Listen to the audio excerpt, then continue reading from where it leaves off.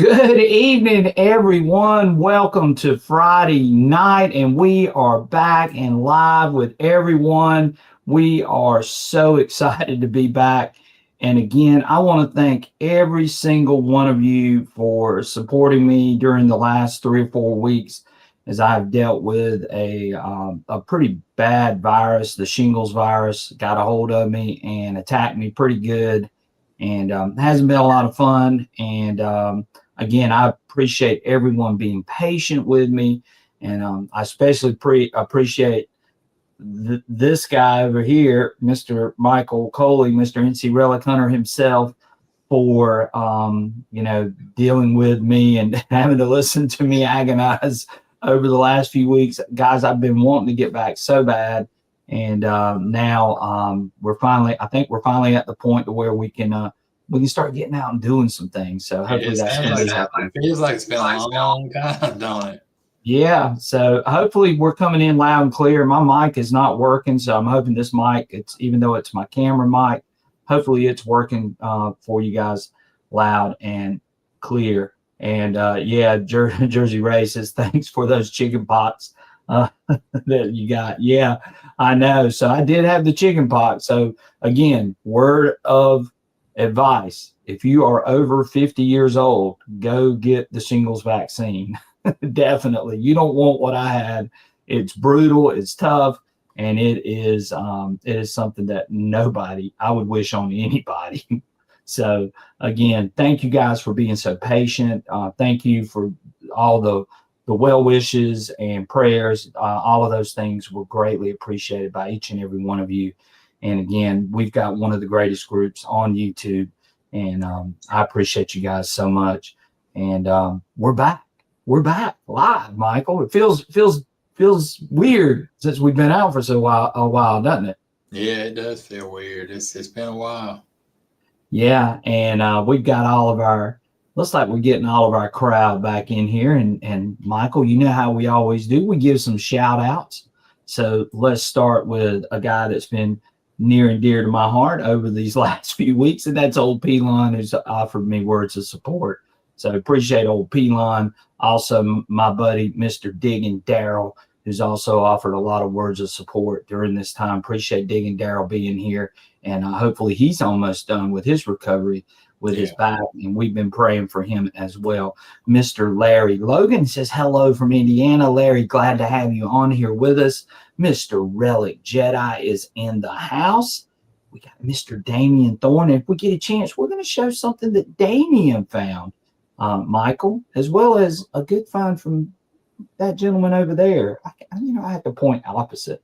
That's hard for me to do. You're pointing the wrong way. Yeah, it just drives me crazy. But anyway, Damien, congratulations on your find, and we're going to maybe pop that up in just a few. Mr. Chris, glad to have Chris on here. Thank you, Chris, for being here.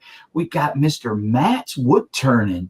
So appreciate Matt. I think this is the first time we've seen him on here, and thank you. That is Matt of the Texas. That's Matt Johnson. Oh, well, he fooled us. Hadn't seen his wood turning. No, I haven't seen that. He's fooling us tonight, man. There's Mr. Larry Logan. Glad to have Larry. There's Keegan. Glad to have Keegan in here with us tonight. Doug Atkins is in here. He says, good evening from South Louisiana. Mr. Ricky Bennett. So excited to have Ricky here with us as well. There's Matt, Metal Detecting Texas. Glad to have him in here with us. Maybe he signed in under another. Yeah. So Metal Detecting Northwestern Wisconsin, Mr. Greg. Glad to have Greg with us tonight. Relics and Rings is in here. Glad to have him. He said he will check us out later, but we're glad you're here, Relics and Rings. Mr. Bobby Short is in here. Glad to have Bobby. Always super excited to have Bells in here with us. Bells is a great supporter of the channel. Appreciate her. Johnny Rum is in here. Glad to have Johnny Rum with us tonight. Mr. LC Hunt is in here. He said, how's everybody doing? Hopefully everybody's doing great and ready to talk some metal detecting talk. We've got a lot of things we can talk about tonight too, Michael. Yeah. So I don't want to leave anybody out. Mr. Workman's Adventure, glad to have him in here. Workman's Adventure, if you can see his head here. Look at his hat. Look at that design. I don't have one of those hats. What Well, I got to do? he said he's gonna get you one. He said Oh man. Okay. All right. Mr. Ferris Grump. Glad to have Ferris Grump in here with us. Always a great support of the channel. Mr. Lance McElwain. He says, "What up, everybody? Glad to have Lance here with us." Mr. CZ Digger. Glad to have him. And he says, "Good evening. Hello, all." My main man, Mr. Surfside Dan, who I just talked to just recently and not too long ago. And glad to have Dan in here with us. We put up a replay with Dan's great find that he and I had together with that gun. Y'all need to go check that out. That is so cool. That gun is just awesome. Mr. Kerry Pope is on here. Glad to have Kerry. Great support of the channel. Mr. Scott Ellis is in here. Glad to have Scott. Miss Jersey Ray is here with us. Glad to have Jersey Ray. Super excited about her being in here, and check out her channel. She does some live streams, I believe, on Wednesday night. So give her a shout out and a check if you can. Let's see here. We got old Zapper in here. Glad to have Zapper. Appreciate Zapper being in here. DCM Detects, one of my South Carolina brethren. Glad to have him in here with us. Let's see here. I'm trying not to miss anybody. Don't Tread on Me, Metal Detecting. Glad to have him in here with us tonight. Appreciate you being here and joining the show. Tex Kinsey's in here. Glad to have Tex. Super excited to have him with us. And I think that's it. Michael. Did I miss anybody? I think you got everybody. I think so. If I did miss you, let me know. I'll be glad to give you a shout out as well. But again, guys, thank y'all so much for being here. I know it's been hard over the last 3 or 4 weeks. It's been really hard on me because we're so used to doing these shows, and they're so much fun, and I enjoy being with you guys. I miss that a lot too. I know Michael did as well. And now that we're back and healthy, hopefully we're going to get out and start doing some metal detecting before it gets too warm down here. And we've got perfect weather and perfect conditions coming up. So hopefully that's going to be something that we can participate. We got Mr. Tesh Ridge Diggers in the house. Appreciate him being here, Mr. Tesh Ridge Digger. Glad to have him. So yeah, so we're hoping to get out real soon, and maybe Michael's going to be joining me. Surfside Dan's going to be joining me. And so we're going to be doing some detecting over the next few weeks. And we're hoping to have Mental Metal with us hopefully real soon too. I know he's not on here right now, but we're gonna maybe hook up with Mental Metal and do a combined video coming up in the near future as well. So we're excited that he's in the area, and that's going to be a lot of fun. So Michael, I talked to Mental Metal earlier a few minutes ago, and he actually moved probably about 45 minutes from me. So we might get together and do some hunting. And he said something about doing some gold panning. He wants to try gold panning. So. Gold panning. Well, y'all have to video that and send me some of that video. I'd love to see that. So so Michael, let's talk about some things. What's been going on with you? I mean, I know you got out and went detecting. Anything you want to share with what you've been doing since I've been sick and going out and detecting? You want to share any of that information? Well, I found, I went to a few sites, and I found some butts. I did make one good find, and I think you got a picture of it. I sent it to you. I don't know. Yeah. But it was a North Carolina seal button from the Civil War. Yeah. So we're gonna have to get that picture up, Michael. I think you were on the phone with me when I found it, because I was I was on the phone. I'm good luck. Yeah. What do you think, guys? You think I'm good luck for Michael if he dug a North Carolina seal button while he's on the phone with me? That's pretty crazy. Well, Michael, congratulations on that find. I'm gonna try to pull that find up if I can find it on my pictures here. And so Michael, tell them about what machine you were using and what it rang up and that kind of stuff while I'm looking here for this picture for us. I was using the mana coil with a 9-inch coil, and I think if I remember right, I think it rang up in the 70s. And I was thinking it was going to be, because I had dug several pieces of aluminum, it's a field, and there's pieces of aluminum can that's cut up out there, and that's what I was thinking it was going to be. But it's a surprise to me. It's kind of an area of this field that I hadn't really hunted before. I was really walking back, cutting through there, going back to my truck. So yeah, I do have that. Now let's see if I can. Let me see if I can download it real quick. Let's see if we can get that downloaded, Michael. Share it with myself. So, Michael, how are you dealing with the aluminum with the Manicore? Tell us that real quick.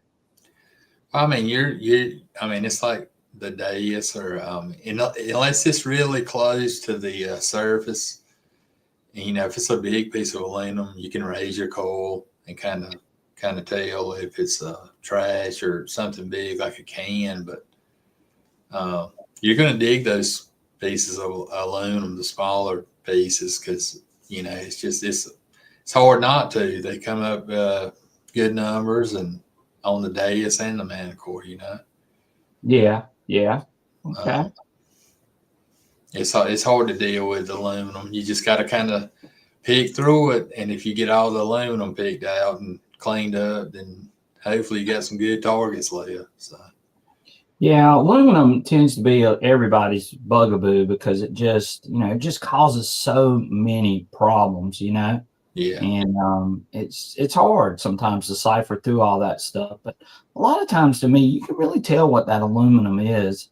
To me, again, it's sort of like the big iron. It seems like it's more of a forced sound. What do you think about that? What it is, and I've noticed if you got a piece of aluminum with a Manicore and it's misshaped or it's an odd shape to it, a lot of times those numbers will jump around more than they would if it was a good target. They're going to fluctuate more. And like you said, with the Deus, you can kind of hear that force sound, and the numbers will jump on it too, because it's the shape of it's not a round signal like a button or a coin. Yeah.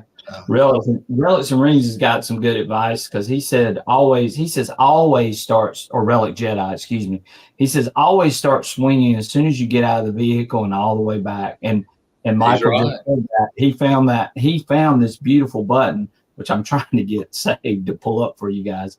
But he found this beautiful button on the way back to the truck, and he was you were almost ready to give up. I kept you on the phone because I kept running my mouth to you. And I was fixing to cut my machine off. Yeah, you were getting ready to cut your machine off, and he ended up finding that button. So anyway, I'm trying to get this up, Michael, but I'll keep working on it while we're talking, and we'll just keep on going. But I'll try to pull that up. And I got a beautiful find from Damien too, and we'll share that. I kind of went back to a different streaming software. It's one you used before, but you got to get used to it again, right? Yeah, well, it's just hard to figure out how you want to do things. So again, that's why we had a few technical difficulties too. Like right now, I'm having to use a different mic and so on. Metal Detecting Texas says my Manicore found 29 grams of 14 karat gold on the beach Super Bowl Sunday. Oh, wow. I saw that video. That was really cool. Yeah, I have to go check out Matt's video of Metal Detecting Texas on YouTube and check out him finding a lot of gold. That's really, really, really cool. Yeah. So, Michael, let's talk a little bit about one of the things that just dropped today, and that's going to be the Vortex. So, and again, you guys know this. I try to share information about all machines. I try to show as many machines as I can to help out people that are maybe interested in the machine or maybe learning the machine. That's what we do. And so I've got the Vortex, and last night, Garrett sent me the new update before they were going to send it out today to the public. 2.07, right? Right. It's 2.07. Of course, I really didn't have a chance to really dive deep into it. But from what I saw, I was pretty impressed with some of the things. Of course, I only did 2 things. There are more things in this update. So if you are thinking about getting a Vortex, or you already have a Vortex, or you just are curious about that machine. These were some things that they did. They actually changed where you do the notch, the little ticks up at the top on the bars. You can actually see what those numbers are now, which I think is really good, because before all you could just tell was you were just doing a segment, but you really had no idea what you were notching out. Of course, those notches are about three numbers within each block. So again, it is nice to be able to see that. It shows you the numbers too at the bottom. Right. Unfortunately, in the beta version that I got, it did not have that in it already. And so I was not able to show that last night whenever I was playing around with it. But the 2.07 update does have that in it.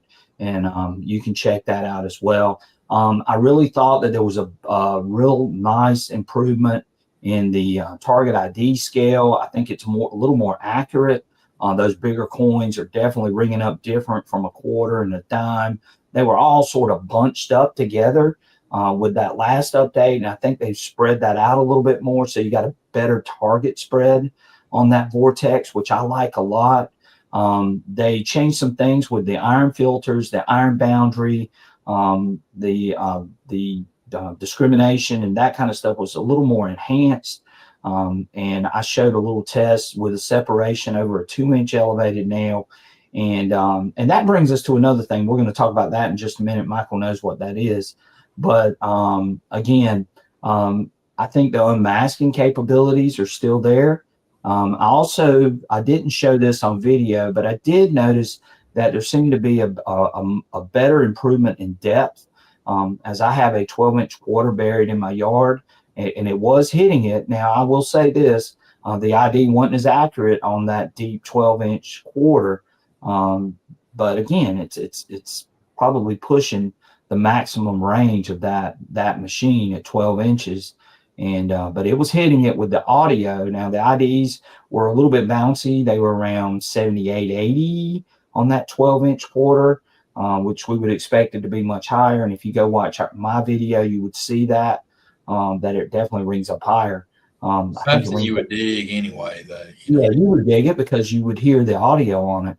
So again, those were the things that I noticed. So if you haven't seen that video and you want to go check out the Vortex, you can go and check that out on the channel. And again, it's I think Garrett's coming along with it. The only thing that I think really needs to be done to this machine is I would like to see maybe a few more tone options with it. Maybe a 1, a 2, and a 3, and a 5 option, like all the other machines.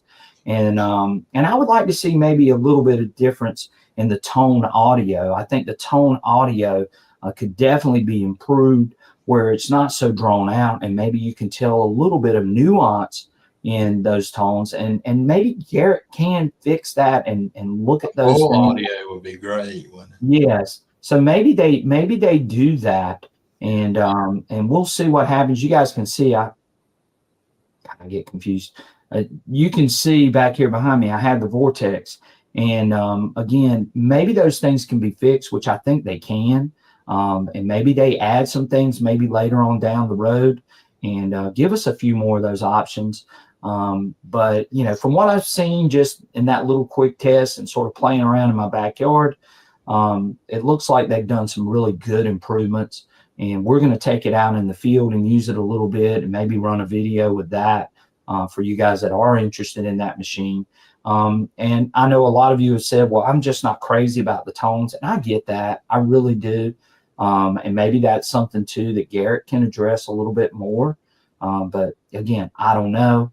I don't have a problem with the tones. I mean, I'm not crazy about them, just like some of you, I'll be honest with you. But I think when it gets over a target, I think it's got a pretty good sound, doesn't it, Michael? Yeah, it does, especially a high conductive target. Yeah. So, and Teshridge Digger brought up, and I've said that too. I'd love to see a pitch. I'd love to see 1, 2, 3, 5 tones with that, just like a lot of the other manufacturers. And then the only other thing I could suggest to Garrett, and Garrett might be watching this video right now, but get some headphones with that machine, Right. especially for $599. You know, a lot of people want value in the machine, and I know that's where Nocta is sort of beating Garrett out in the value that they're getting with the triple score versus this machine. And but performance-wise, it's getting closer, and so we'll see what Garrett does with that. I think they're addressing a lot of these issues. I think they're listening to what people are saying. They're listening to what I've said to them as well. And so I look for this machine to get better as it goes along. Also, the charging time, they said they increased. I mean, I know Yeah. you said you really didn't have a problem with it. Again, if you're going to charge the mana core, heck, it takes what, 9 hours to charge that thing? 7 to 9, yeah, somewhere along with that. Yeah, you better plug it in. You better plug it in 24 hours before you go metal detecting. And there's nothing wrong with that. It's an inconvenience. We all know that. Yeah. But the charging times, I mean, it was taking generally for me about 4 to 5 hours to charge it. Yeah. And that was running it down as low as I could possibly. I think they're saying 2 to 3 hours now, right? Yeah, they're saying it. Now, I have not tested that. I haven't checked it out to see if that's the case. That's what the video said anyway. Right. And some other people bringing up some good points too. The V7 and the V5, they have not released those yet. I think people are a little bit anxious. Why haven't you released that? I don't know the answer to that, to be honest with you. I think they're trying to get this V9 where they want it. Once they get it to, the software where they're happy with it, I think they'll release those other machines. Right. Metal Tech Northwestern Wisconsin brought up a good point. He says, I would like to see the audio show depth more on the Vortex. They did good with that on the AT Pro, and I think they will. I think they're looking at a lot of things with the audio, and we'll see. We'll see what happens with that. But again, I think if they could get the price maybe a little better and make it to where it's a little more attractive to people, I think this machine is not far off. I mean, I really do. At least that's what I think. And no, Garrett did not send me a machine. That machine is not paid for by Garrett and sent to me. So again, I'm showing you exactly what I think and what I'm seeing when I see this thing in action. So we'll see what happens. Steve said there wasn't many pre-orders for those trying to get all the pre-orders done out first. Right. And a lot of people want the top end machine. Yeah. And the other thing that I would love to see them do is go ahead and get the small coil out. And I know the majority of the people that are on here are Relic hunters, and they would really like to see that smaller coil, which I think is it the Viper, I think, or Raptor? What's the name of that coil, Michael? It's a Viper or I think that's what it is. Yeah. Relics and Rings is with me too. Drop the price about $150. The Vortex would be more competitive. But yeah, I think if they added some of the things we just talked about and gave the headphones. Yeah, if they gave the headphones, that would kind of, that would at least put them back into that range. And, and I don't, again, I don't know what Garrett does. I don't know their pricing structure. Of course, I don't know how much it costs for them to make the machine.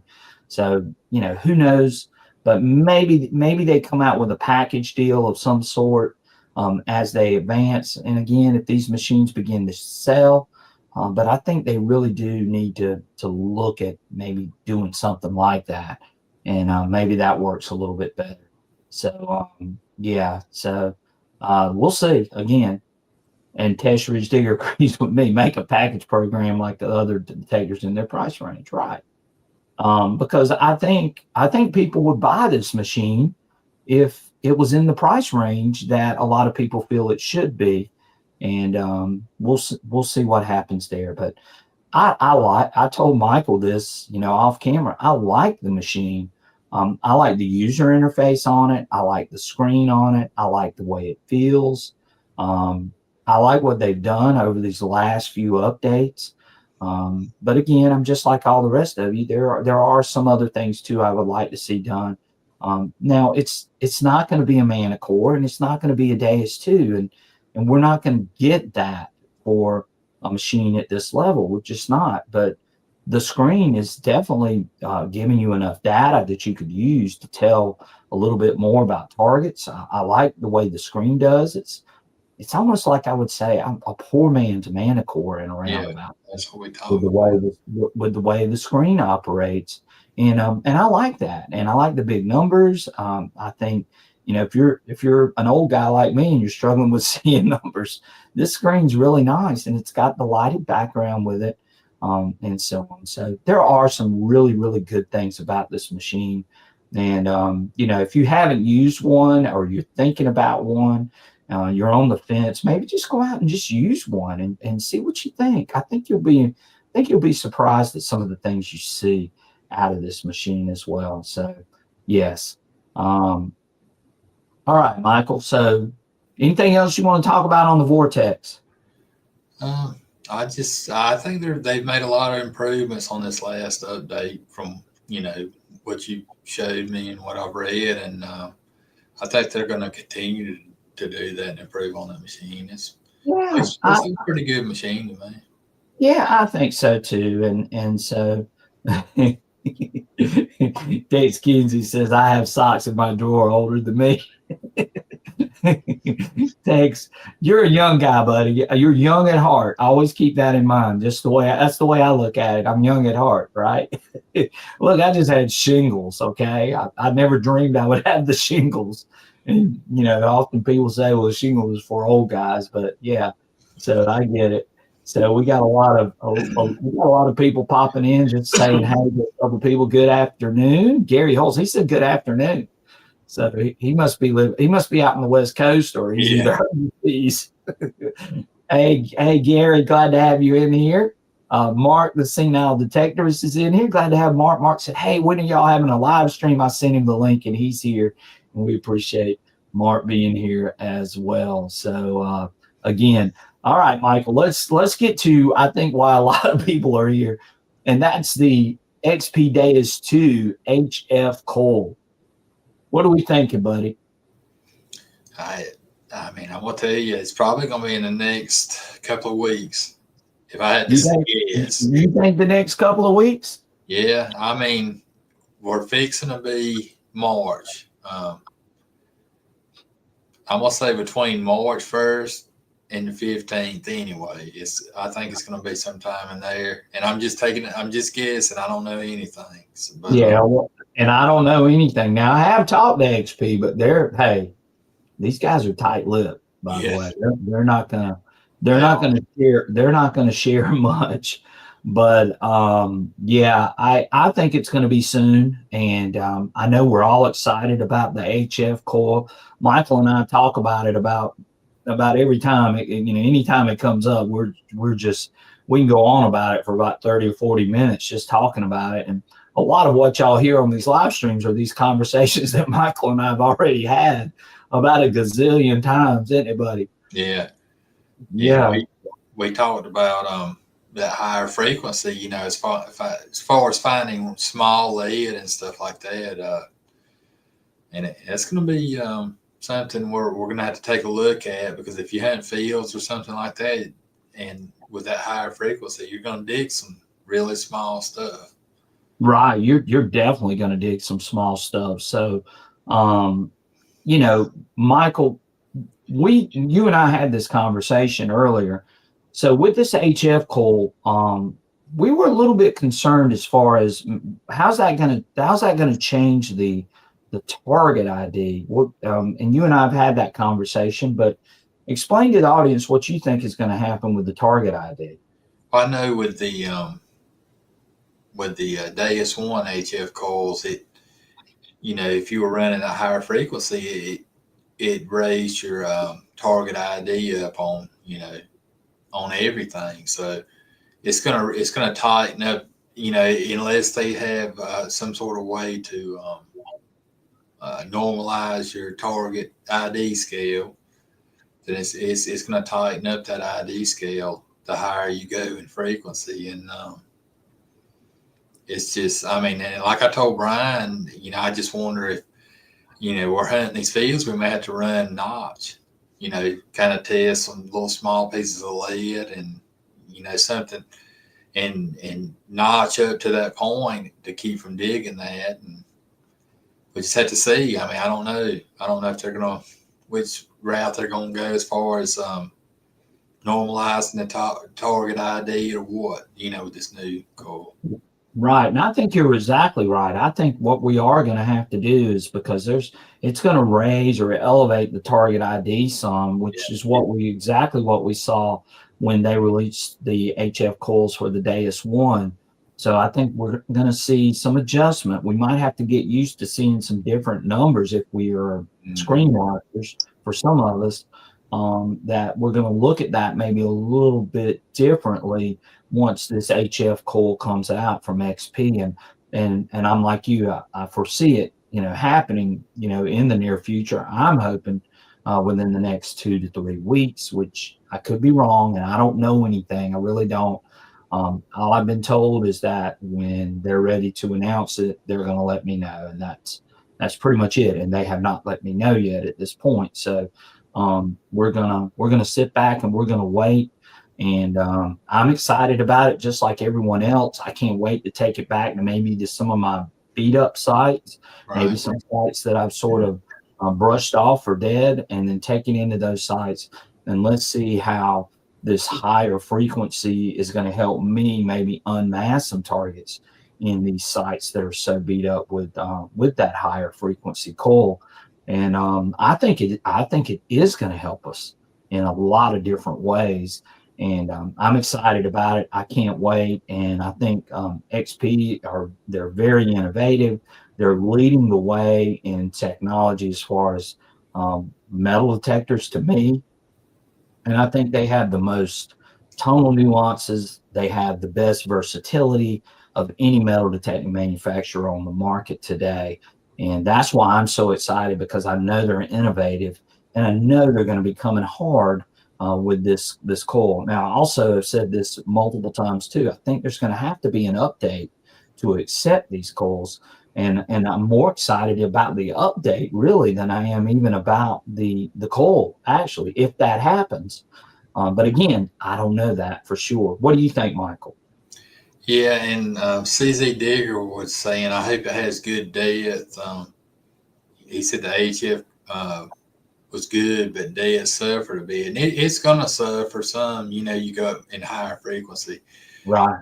Especially on higher conductive targets. That's just the way it is. But it's really made for separation, in like Relic and Rings was talking about. It should be awesome on small gold nuggets and stuff like that, lower conductive. Right. And I agree with CZ Digger. I mean, I've got that small elliptical coil for my Deus 1. Yeah. And the depth wise, if you could get 9 inches out of that coil, you were doing good in a lot of cases. So I'm with him 100%. But I think the Deus 2 is just a different animal than that Deus 1. And I think that HF coil is going to shine with that machine. I also think that we're going to see maybe a little bit more improvements in the audio. And I think Philippe sort of alluded to some of that, but we'll see what happens if that comes out in the next month or so, how much improvements we're going to see with the audio and how much improvements we're going to see with depth on the smaller coil. But I think the Deus 2 is definitely a different animal than the Deus 1. And depth wise, I've never struggled with depth with my Deus 2 with the 9-inch coil.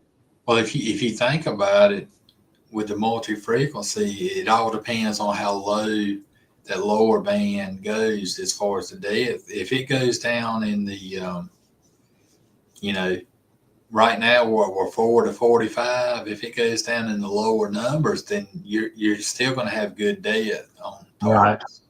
Yeah, Don't Tread on Me says, will it only be one coil? With the Deus 1, they released 2 different HF coils. Now, I'm just going on what Philippe told me from back when we did our live stream with him, and he's coming back on here. So you guys that are new to the channel and you're XP Deus 2 users, you definitely want to be alert and hit that notification bell for when we have Philippe on here. And he's going to tell us all about the coil, that process they went through, what are some of the shining things about that coil and so on. But again, we got to wait for it to actually be released. But you definitely want to be here for that live stream, because that's going to be a killer one as we go through and break down that coil. And they've told me that I'm going to be one of the first that's actually going to get one of those coils here in the United States. So I'm looking forward to getting that and showing that to you guys and sort of helping everybody as they make that transition over to that coil. So I'm really excited about that, and I'm really excited about having XP on here. I think a lot of you guys are going to appreciate that, and hearing it straight from the horse's mouth, I think really helps, because there can be some misinformation that can sometimes be spread out here, and Philippe can come and sort of address some of those things too, as to what's going on as well with the coil. So I'm real excited about Philippe coming on here and having an XP representative. And he's always been generous to our channel. He's been generous with giveaways. XP has been a fantastic company to deal with for me. And I know that this coil, I feel like it's going to be a home run for them. If it's everything that they're saying and everything that we've heard, I don't think any of us are going to be disappointed. Do you, Michael? I don't think so either.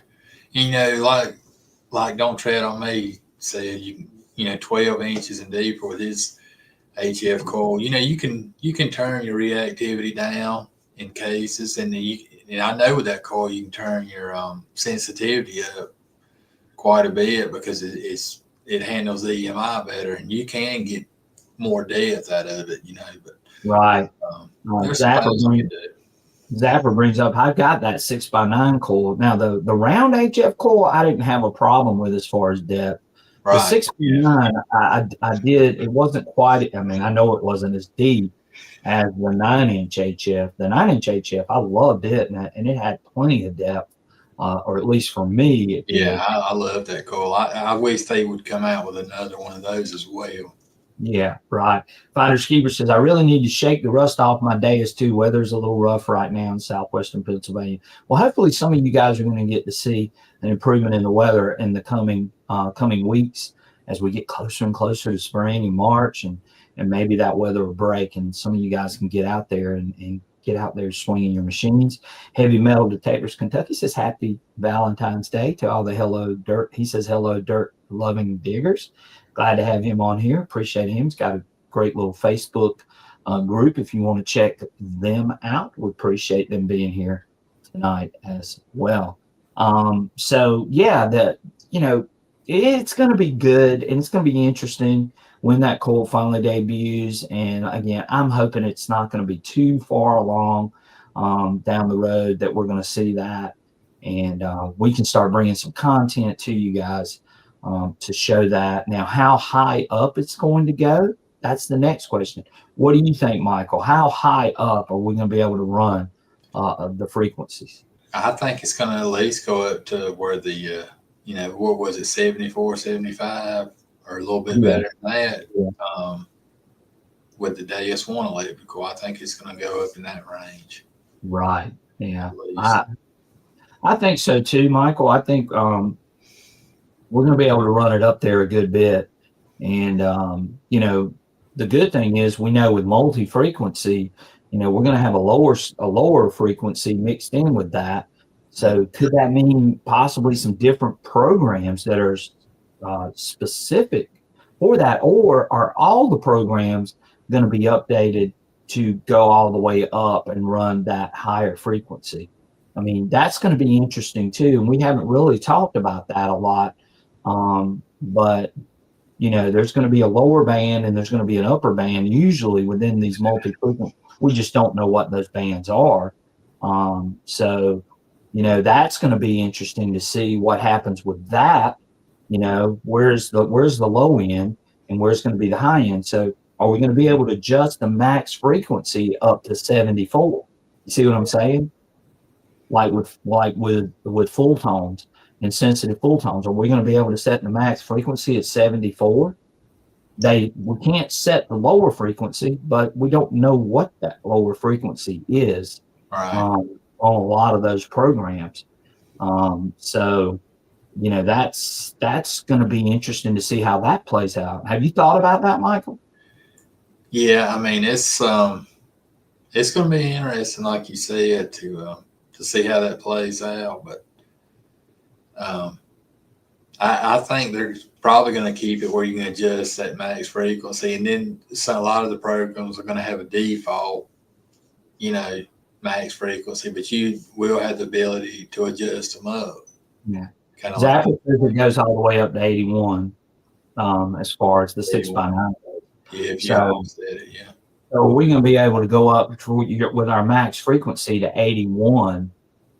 That's going to be the question, and are we going to be able to drop down the scale for that max frequency? You know how we can adjust it to like 24 and 14 and 40. That's a wide range for a multi-frequency coil to scan. All the way from, if it goes all the way down to 4, all the way up to 80.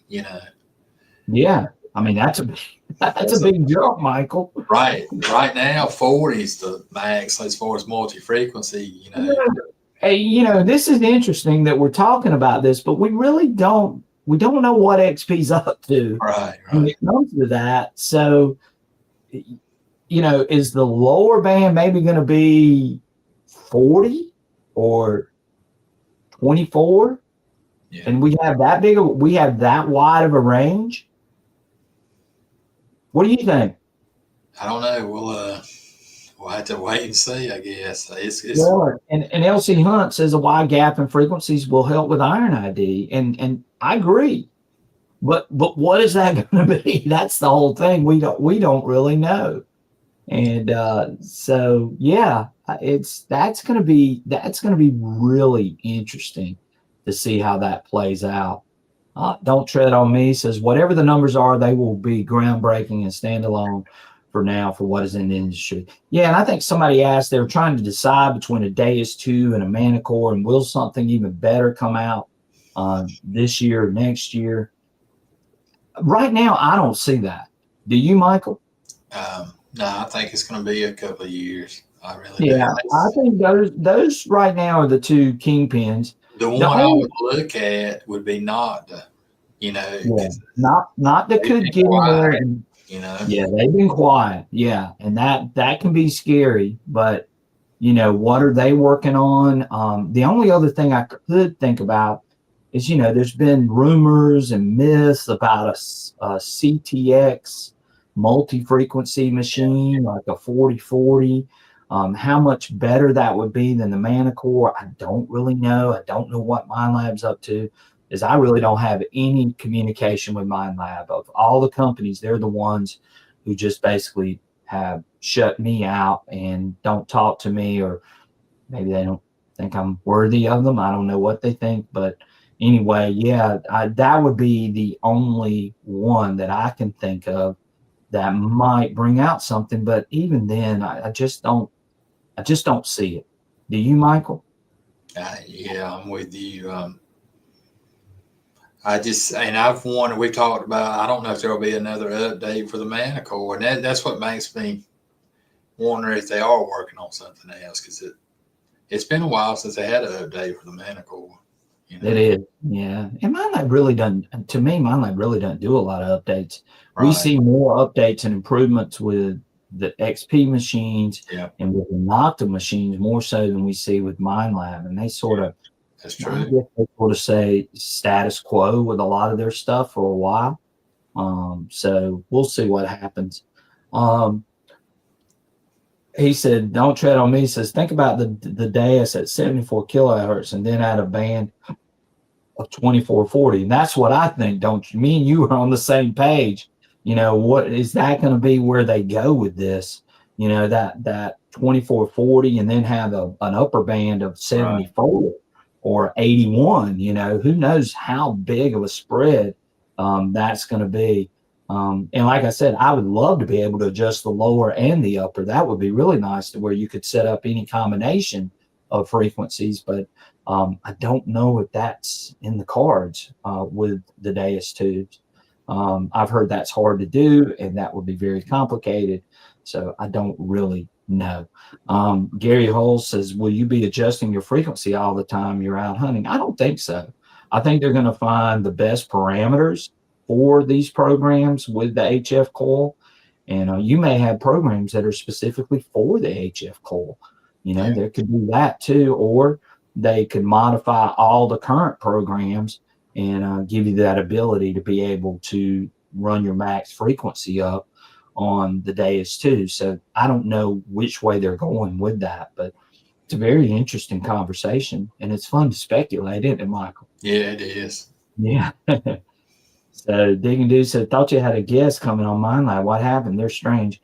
Well, I've reached out to Debbie, who's the North American rep in this area, or in the U.S., and she said she was going to come on, and then she just basically sort of blew me off. So, but that's okay. Like I said, hey, I'm fine. And I don't think any different about Mind Lab machines. I like the Manicore. I like the Equinox. It's just funny how they operate and what they go about doing. But maybe she'll reach back out to me at some point. Maybe she's just forgot. I'm not reaching back because I've reached out to her twice and asked her to come on, and I haven't. It's been crickets since the last time I heard from her. So I don't know. But yeah, you're right, Digging Dude. I did reach out to her. Zapper says, "Be right back. Got to toss another log in the stove." Yeah, it's probably cold for sure. I like this. Finders Keeper says, "Mind Lab is a tad snobby." Well, the thing is, I use Mind Lab machines. I've always portrayed them in a very positive light. This is the one negative thing I can say about them is that as much of an audience that we have, and me using these machines and my knowledge of the machines, as well as Michael's knowledge of the machines, you would think that they would reach out to either one of us and try to get us to either show it or help out with something, whatever it may be. But hey, the invitation's there for them anytime they want to. But again, they've been that way, and that's just the way it is, unfortunately.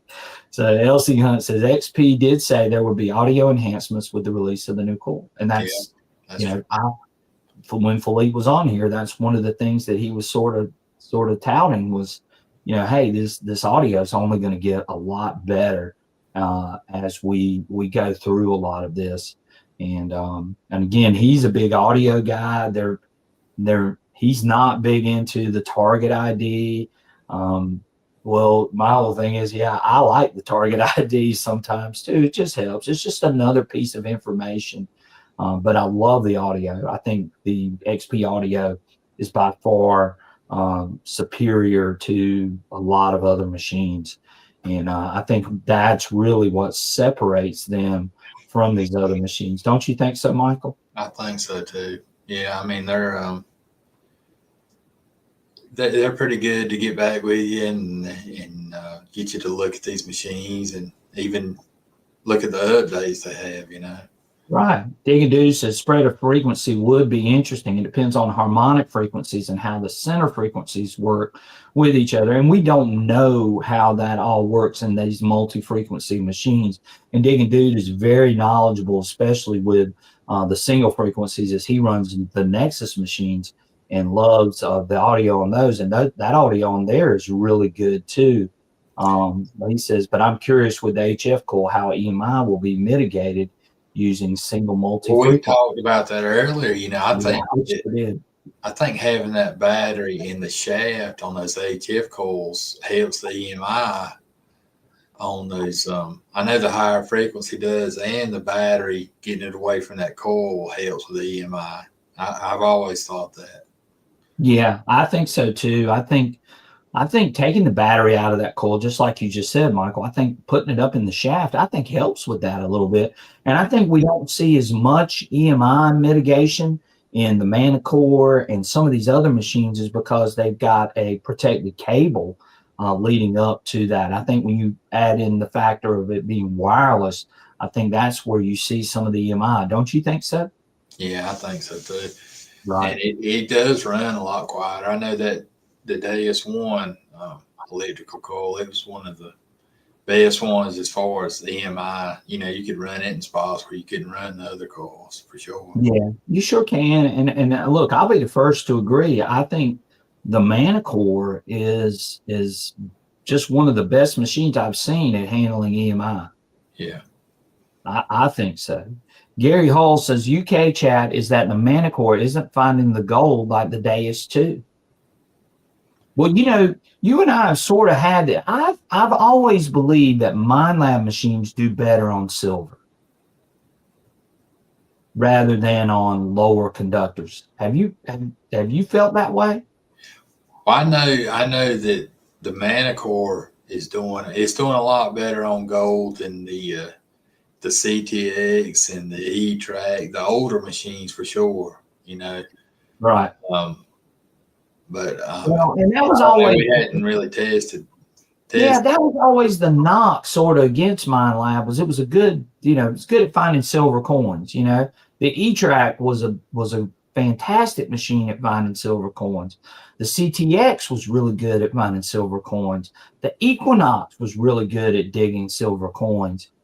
And I know a lot of people that dug a lot of gold, especially like with the Excalibur on the beach. And I've seen the Equinox find gold rings, but it always felt like that MindLab machines were really good with the higher conductive targets more so than the lower conductive targets in a lot of cases. Now, of course, we've dug a lot of lower conductive targets with the Manicore. My USA button was dug with the Manicore, and that's a lower conductive target. So, maybe that myth and that idea has been busted. But hearing Gary Hull say that, maybe there is something to some of that, but I don't know. I really don't. Does it mean like gold prospecting or just finding gold? I think he's talking about gold horns. Yeah, I think he's talking about gold, period. Digging Darrell said, MindLab does a great job representing their products at seated hunts. Wish Debbie would come on the show. Well, like I said, the invitation has been there for Debbie. I've done that twice, and she's hasn't responded back the way I was hoping, but that's okay. Maybe she'll get in touch with us in the near future. Ferris Grump says, that's interesting. I've learned something else. Well, that's what we're here for, to try to teach. We're not saying we're always right either by any means, but we look at these things, in a different way. And Michael and I have these conversations all throughout the week. And with me being sick over the last few weeks, I've sort of missed these conversations. And I love having it with you guys, and Michael loves having it with you guys too, because y'all share information with us too that we don't know as well. And that's what makes this such a fun group as well. Said gold coins and Roman. Right, gold coins and Roman coins. Yeah, I agree. He says, I think bias plays into it a lot too, right? Yeah, you never know. But I've heard that, though. He's not the first person that I've heard say that you don't see the MindLab machines over in the UK the way you see the Deus 2 and some other machines. And maybe there's something to that. Maybe it's bias. Maybe it's just, they think that it's not going to hit some of those lower conductors. I don't know. I've never hunted in Europe. And some of you, like Detector Meister's in here, he lives in Europe. He might can answer that question. My buddy Rob Rizzo, the history digger, he's hunted in Europe. He might can answer that question too. He's not on here tonight, but I've heard the same thing that Gary said, that you don't see as many MindLab machines, it seems like, over in Europe the way you see the other manufacturers. Go ahead, I agree with Relics and Rings. The FBS machines were better on silver. It's fine. I think multi IQ it's pretty balanced, I think, as far as the low and high conductor. Well, you and I have dug so many. I mean, that button that you found, which I'm trying to get a picture of it up, but that button that you found, I mean, that's really sort of a lower conductive target. Some of those, like the pewter button, the USA button that I dug, those are lower conductive targets. And the machine locked on those really good. And I don't think we've seen that. I do remember that at depth on gold, sometimes with some of the older MindLab machines, it would struggle. I know the Equinox was guilty with that. I believe a little bit. So, you know, it hasn't gotten any better. You know, is there something to that? I really don't know. I mean, that's just things that have been said and things that people have shown in the past, but not real sure on that one. So I've seen hunters doing very well with Mind Lab machines in UK with folks I've hunted with there. Okay, so Digging Dude says he has seen people hunt with those machines. It just seems like that it's not the preferred machine of a lot of those guys, and I don't know what the reasoning is for that. My camera is going wonky, Michael. It's trying to zoom in on my head. There you go. Get out of here. All right. So yeah. So that's an interesting conversation too. So Michael, let's talk about a couple of other things too before we get out of here. So we talked about HF coils. Um, we talked about all sorts of things. There's one thing that you and I were sort of thinking about today, and that was the idea of nails. And a lot of us deal with nails in a lot of our older sites. And I'm curious as to what some other people are going to say on this. God, this thing is going crazy. So I'm curious as to what other people are going to say about this. And that is the idea that all nails are not equal. What do you think about that, Michael? Yeah, I mean, I like the nails in your area. There's kind of a salt content that in the ground, and it does. I think that kind of makes those nails a little bit hotter. You know, the old colonial nails, and then right. I agree with that. Yeah, I mean, it's different. It's kind of like you got to set your machine up for the areas you hunt, different areas, you know, and that's the way it's always been. I mean, but yeah, the nails are not the same in different areas. I'm sure they're different in, you know, the UK and the old Roman sites, and you know, it all depends how long they've been in the ground and their composition. Right. Right. Well, you know, we were when we were looking at these tests that were being done just recently, we were noticing how some people were using these machine. God, that thing is wanting to go crazy. I better quit putting my hand up. These machines are reacting a little bit differently to the machine-made nails versus the old hand-forged nails. Yeah. And what do you think that does to a target if you're in a site where you have machine-made nails versus hand-forged colonial nails? Well, it's a different composition, you know. Even nails that, you know, a house that has burnt down or it's been in a fire, you know, that really changes the nails, and sometimes it makes those nails, you know, almost, some of them seem like they're non-ferrous. They really give a good signal. Right, right. Well, the reason why I brought this up was because I was doing some testing the other day, and I was looking at my colonial nails versus some of these tests that I've seen. And in some cases, it seems like it elevated the target ID with the colonial hand-forged nails versus the machine-made nails. And I think that has to do with the composition of the nails and how it reacts when that target is close to that nail. What do you think? Yeah, that, you know, the size of the head on the nail, you know, some of the bigger nails have a bigger head than those square nails. If there's a bend in the nail, we've, you know, I know everybody on here has dug those bent nails. I mean, you can't help it. They sound good, but yeah, it's a lot that comes into play there. Right. And Digging Dude said it's the ground minerals and mostly how they react with iron. Yeah. Well, I would even go one step further, not only of how the iron reacts to the ground, but the materials that are used to make the nail. And that could actually change the target ID of the target that you're looking for when it's close to these different types of nails. Or at least that's what I think. And that's one thing I'm going to try to do is make a video on, you know, showing this, and sort of you guys can sort of see how these different composition of nails and how it impacts a target and how it can actually change the IDs of those things. So I thought that was really interesting, and it's something that I'm intrigued by because I just like that kind of stuff. But it would be interesting to see.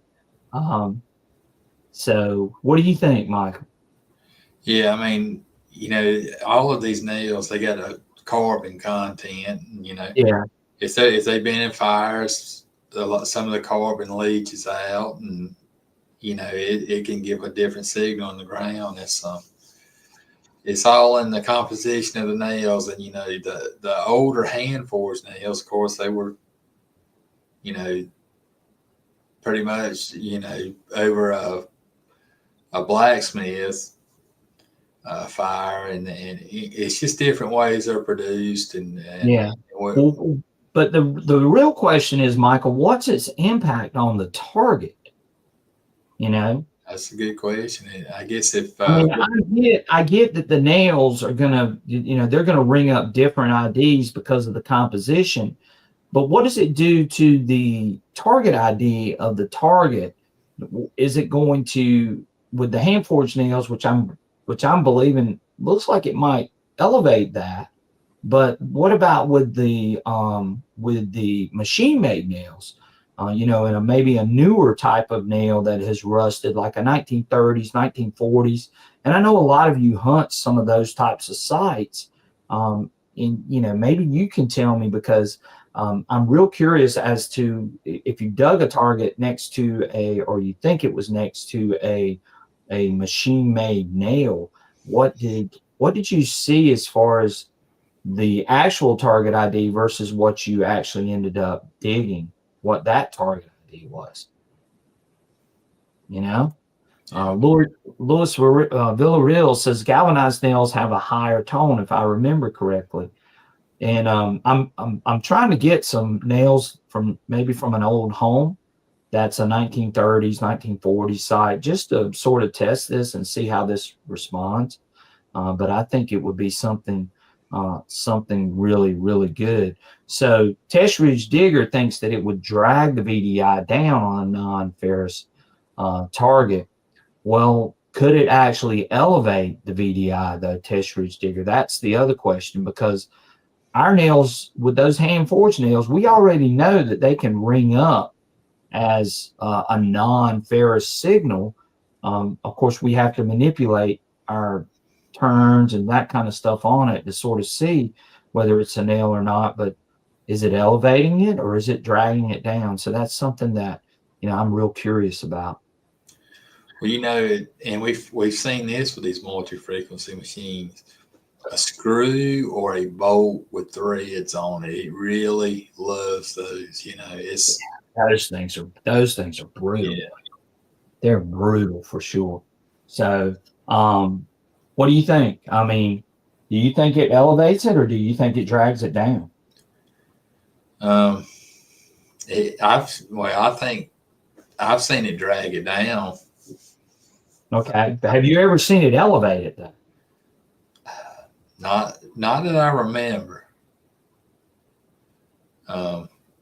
What about aluminum next to a target? I know it can do the same thing, Yeah, I mean, those are things that, and I know all of you are experienced hunters, and this is something that we all have probably run into. We just haven't really thought about it that much, and I sort of saw this the other day, and somebody pointed it out on one of my videos, and I didn't think much of it, and then I started thinking about it. I said, you know what, this guy's right.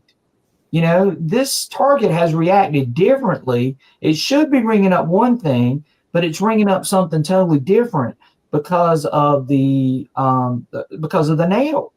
Yeah. And so that got me thinking about that, and maybe that's something I've got to get some different nails and try it and see what happens. Yeah. So it's interesting. Relic Jedi says hand forged, more squared, modern, more round, like old, has more surface area, should bring ID up, in my honest opinion. And that's what I saw. I saw the target ID go up. How many points could it possibly elevate it though? Or how many points could it possibly drag it down? is the big question about that. And again, you know, different machines act differently, you know, versus that. So I don't know, but it's a great question, and it's something I want to investigate. Right, Michael? You there? Did I lose you? Here. You sound like you were thinking. You're talking about the halo effect of it too, the old nails and right. Yeah, that's what Heavy Metal Detectors Kentucky says. I feel nails have a halo effect that creates some falsing. They do, but how does that impact the target that's next to it? If there is a target next to it, that's the real question. And you know, I don't know. I can't answer that question. That's why I'm asking all of you on here. You know, what happens when you in do the ground and out of the ground too. Yeah. Zapper says test with a SIG pack foil. You will see that it will drag the numbers down on a coin target, even if you cover it up. Try it. You may find out something else too. Yeah, and I've seen some people use cigarette wrappers because those are, you know, very sort of, I guess, neutral type of foil type deal that could change that. But the nails are the ones that I'm the most curious about because I'm going to see that more than I'm going to see anything for sure. CZ Digger said, had a nail with a copper penny today. XP 2 with 9-inch coil did a good job on separation with a bit of iron sound mixed in, the VDI locked in. Well, the Deus 2, it's just a great machine, number one, even with those nails around it. But some of these machines aren't as precise as the XP Deus 2 is. So what are those machines doing in that situation, I think is my main question here. Are they elevating the target ID or are they dragging it down, whether it's a hand forged nail like a colonial square nail or whether it's a machine made nail with a round head on it? So what's the impact of those nails with some of these other machines other than the Deus 2 and the Manicord? They probably do the best at handling it, but I've noticed it with these sort of mid-tier machines where I'm starting to see some of that happening. So Edward G says, I'm thinking in some cases the nail is ringing higher than a lower ID target than it could because I'd go up, but other cases it would drag it down. Yeah. I mean, and Edward G's right. I mean, just don't really know. But you're going to get into sites like that where you might have more like a 1930s or 1940s or 50s home site where you just have these machine-made nails everywhere. So the target IDs have got to be different when they're next to these nails with some of these other machines. And then, you know, you get into a colonial site, you know, how is that influencing the target ID?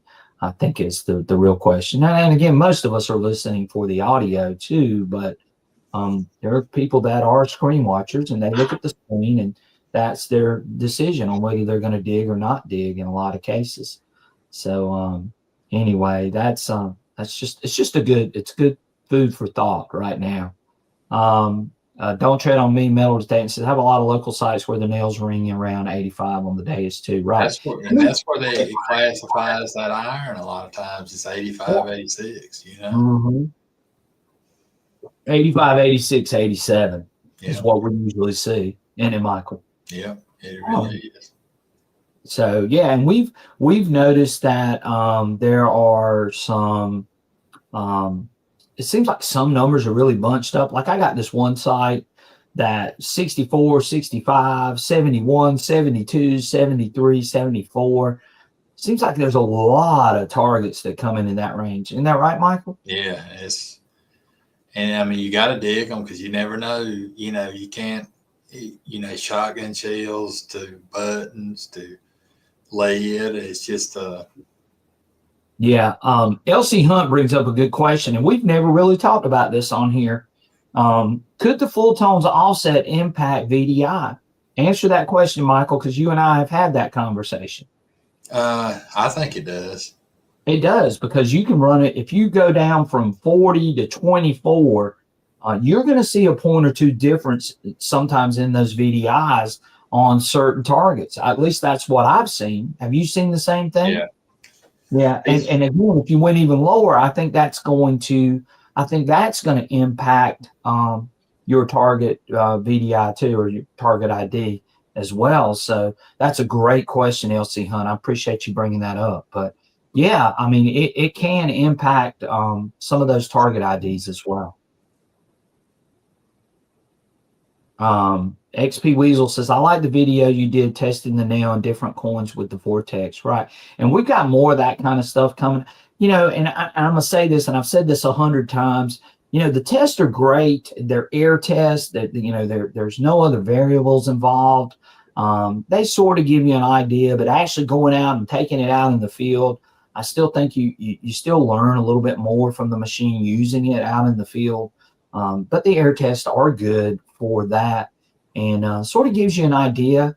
But then when you start adding in the ground and you add in the moisture level, the mineralization level, the organization, or how those nails and other things are oriented in the ground where the target is, it really can change the performance of the machine. So, you know, air tests are great, and I don't mind showing those occasionally, especially when I get a new machine, to sort of get an idea about where some of those things are and what some of those things are doing.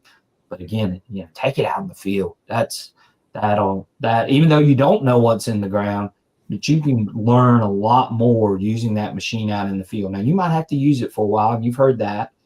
You know, some people believe there's a certain hour limit you got to have on a machine. I think it all just depends on how fast you process a lot of the data and information that the machine is telling you. Don't you think so, Michael? I think so too. Yeah, but XP Weasels, exactly right. I mean, it's good to see those tests and show those different targets and how those targets sort of ring up next to nails.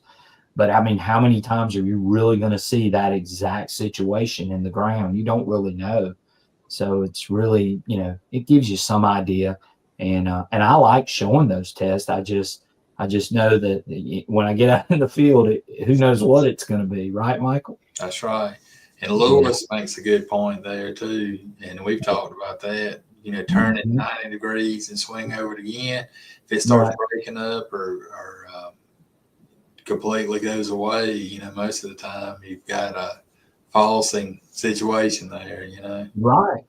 Yeah, that's when you do a 90-degree turn. Now, some people look. I've seen people say this. Some people believe that doing the little turn that you're missing stuff, and that may be true. But I'll say this: probably about 95 to 98% of those targets, if you were to dig, they're going to be iron, right, Michael? Yeah, from what I've seen. Yeah. Yeah. Matt said it's past his bedtime, Michael. He said he's got to go to bed. We kept him up too late. It's almost 9. 7:50 there where he lives. Yeah, right. He's an hour behind us. What the heck, Matt? He must have stayed up late partying the night before, right? I don't know. Yeah. Ryan Bishop's on here. He says, I'm a big fan of pitch tones on the Deus too. Pitch tones was always my bread and butter with the Deus 1, and I like using pitch tones on the Deus 2.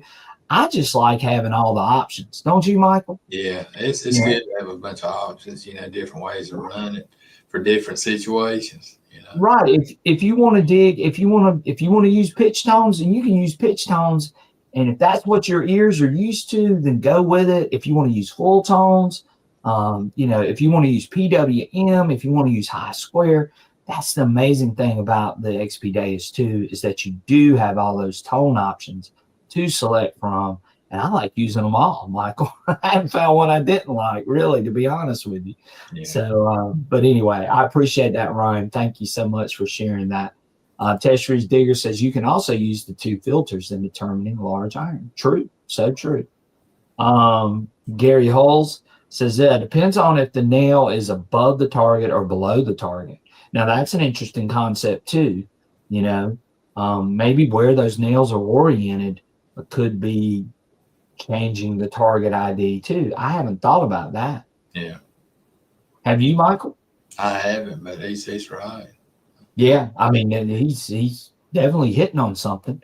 Maybe that's something I can actually test too. You know, I know I've seen people with putting the nails underneath the target, and a lot of our sites are probably like that because when a house falls down, You know, are the targets going to be above where it falls down, or are they going to be underneath where it falls down? Usually they're underneath the nails that, you know, because the house collapses and usually the targets have been dropped, not unless they're in a wall or something crazy like that. But, you know, so how those nails are oriented in the ground, whether they're above or below, definitely could be influencing some things.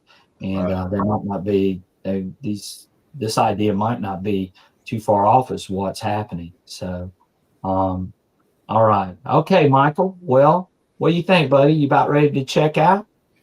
Yeah, we had a good night. It went by fast. Yeah, and we're gonna do. I'm gonna do a members only live stream coming up, and I'm gonna try to do it next week.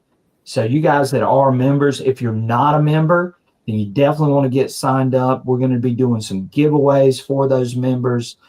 We've got some hats, some shirts, some other things that we're going to be doing with that. Might have some other things coming too. So stay tuned for that, and make sure that you hit that notification button so the next time we come on, you will know that. Definitely do that. But yeah, we've got a lot going on. Hopefully, I'm going to be able to hunt this week. Again, yes, hit that like button. We just shared a bunch of great information. You guys helped us with sharing a lot of that information tonight. And again, that's why this is one of the best metal detecting groups I think on YouTube, is that everybody is knowledgeable. Everybody loves sharing information with each other, and we all learn from each other. And that's the kind of community that I want to be a part of. And I hope that's the kind of community you guys want to be a part of. So again, thank y'all so much for all the support, well wishes while I've been out this last month dealing with this. I do feel like I'm getting better. I'm still battling some things, but I'm hoping I'm at the end of that, and I'm looking forward to getting out and testing the Vortex. We're gonna, you know, show a hunt with it with this latest update, and then you know, we're gonna be using our other machines too, the Deus 2, the Manicore, the Triple Score. We're gonna try to bring y'all as much as we can, and hopefully Michael's gonna be joining me real soon. So I'm looking forward to that. And I might be joining Dan sometime next week as well. Chris said, "Are you going to show the finds tonight?" You know, and that's the thing. You I don't. still ain't got it figured out. Yeah, Lord have mercy. You know what? I'll tell y'all what. Let me do this, Michael. As much as I want to share them, usually I put them on a slide presentation, because this thing, for some reason, I don't like. This is the one thing I don't like about this platform. You can't just pull up a picture and share it. So let me see if there's one other way I can do this. See, it don't just let you share pictures, and that's the one thing I don't like about this platform. Let me see if it'll do this, Michael. Hang on. We're going to try this. Oh, I got something. This might work. But it'll be small, unfortunately. There it is, up in the upper left-hand corner. It's small, but that's Michael's North Carolina seal button that he dug, and it's a super nice find. The other find I need to pull up is Damian Thorns, who's a regular on here, and I wanted to share Damian's find as well. If I can get that up, and we'll put his up there too, up in the upper right hand corner. And I'll try to be a little more organized with this the next time we do it, because it's been a while, so I'm still trying to. You kind of got to get a slideshow on here, right? Together. Yeah, you got to make a slideshow. It's just it's annoying, to be honest with you. I wish they would do it a little bit differently, but we're gonna get Damien's super nice find that he had, and it is a KG. I think it's a KG2, if I remember correctly. It is. I think that's what it is. Let's see what he says here. Hang on one second, Michael. Yeah, British penny. It's just a British penny, is what he said. So we'll put that up. I'll share that. It's an 1863 British penny. But that's pretty early still, right? Yeah. I wonder where he dug that at. That's interesting. So let me upload his penny here so you guys can see that. Congratulations to Damien. And we're gonna put that up. And Michael's seal, North Carolina seal button is up there. That looks like the same one. Let's see. Download. Where is that, Michael? Hang on. He said it was in Barnwell, South Carolina. Do you know where that's at? Yeah, I sure do. I know exactly where Barnwell is. Yeah. So let's put Damien's up here real quick, Michael, before we get out of here. And I apologize for being so slow about it. And it's a beautiful coin. And there it is in the upper right-hand corner. I know that's hard to see, but I'll try to get that a little better. And I'll try. You know what I'll do? I'll post that on our on the community post on YouTube so you guys can see it and show Michael's find and Damien's find, because those are two fantastic finds. But it's an 1863 English penny. So and Damien Hunt or Damien Thorne found that. So congratulations, Damien, along with you and Michael. And hopefully there's a lot more of those types of finds coming in the near future. So again, we appreciate you guys. We got a lot of people. Yeah, Damien Thorne says, what happened to Michael's button? Michael's button had a dent, but it wasn't because Michael hit it, by the way. It came out that way, didn't it, Michael? Yeah, it had a little push in the front of it. Mm-hmm. Yeah, it sure did. Thank you, Bells, so much. She said, glad I'm feeling better. I appreciate you, Bells. Appreciate that. Zapper said turmeric and honey as bomb helps shingles, brother. He says a FYI for you. All right. Thank you, Zapper, for letting me know that. He says it's a Victoria penny. At first I thought it was a King George II, but he says it's a Victorian penny, and it's I saw the date on it, which that made me realize it wasn't a George II. But again, he said he found that in Barnwell. So congratulations to Michael and Damien. So again, he says, I know a guy. There you go. All right. And Diggy Deus says all he's found is cold and snow. We might have some more snow next week. Yeah, I saw that. Yeah. Thank you, Chris, so much. He said, great show tonight. Before you guys leave, I know there's only 34 of you left in here, but before you leave, please hit that like, smash that like button. Hit all of that. If you're new here, subscribe. We would greatly appreciate it. We are going to do a members only live stream next week, so be prepared for that if you are a member. If you're not a member, then get signed up for a membership. It's $4.99 to sign up. It helps support the channel. It brings great content to the channel. We buy all kinds of things, cameras and drones, all kinds of things to help bring you guys some of the best stuff out there. But we have another level, a $9.99 and a $4.99 level. And you don't have to sign up at all for a membership if you don't want to. We're always going to be here, and we're going to be bringing free information here too as well. Memberships, just to help support our channel, and we give a little bit of extra information for those who would like it. So feel free to do that if you choose to do so. We're an independent YouTube channel, so again, that helps us, and we look forward to being with you guys really soon, which should be next week. Look for some content coming this week, as we're going to be going out on a few hunts, and hopefully we'll find something really cool that we can share. Look for some we'll be showing that vortex, sort of running through some of the things that we've seen with that. So be prepared for that. And hopefully XP is going to have some big announcements coming. Right, Michael? I hope so. I hope it's not going to be too much longer. And right. I look forward to seeing how that vortex with that update is going to perform too. I think so. Yeah, I think so too. So CZ Digger said, good show, Night All. Glad to have you here, CZ. DCM says, thanks, guys. Glad you're feeling better. Thank you, DCM, for all your support and well wishes during this time. Don't Tread on Me says, great show. Appreciate that so much. Don't Tread on Me. Edward G says, we're going to get a foot of snow here in Virginia next week. We Yeah, we're appreciate supposed to get some here. I don't know how much, but Yeah. LC Hunt says, good night, all. Bell says, have a great weekend. Heavy Metal Detectors. Kentucky says, good evening, fellas. He said, great show. We appreciate you so much. Damien, we appreciate you. He said, yes, go get your shingles vaccine for sure. Chris says, great show tonight. Just a super audience. Thank you, XP Weasel. We appreciate you and you being a part of our show.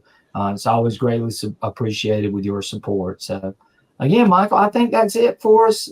Members, don't forget to hit your notification button. Pay attention as we'll try to get our members only live stream this week.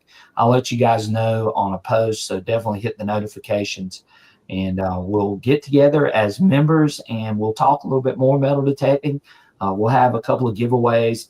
We're going to come back to you guys live some point next week, hopefully on Friday, which we're planning on being here next Friday. And you can definitely plan on that. And hopefully all's well with me and I don't have any more complications. I know Michael has been chomping at the bit to get back on the live stream and be here with you guys because we so enjoy being here and just having fun, talking metal detecting. So great show.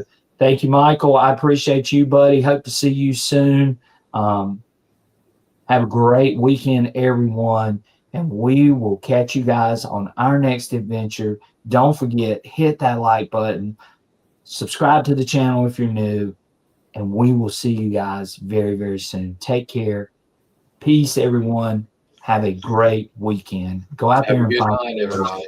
All right. We'll see y'all soon. Take care. Bye-bye.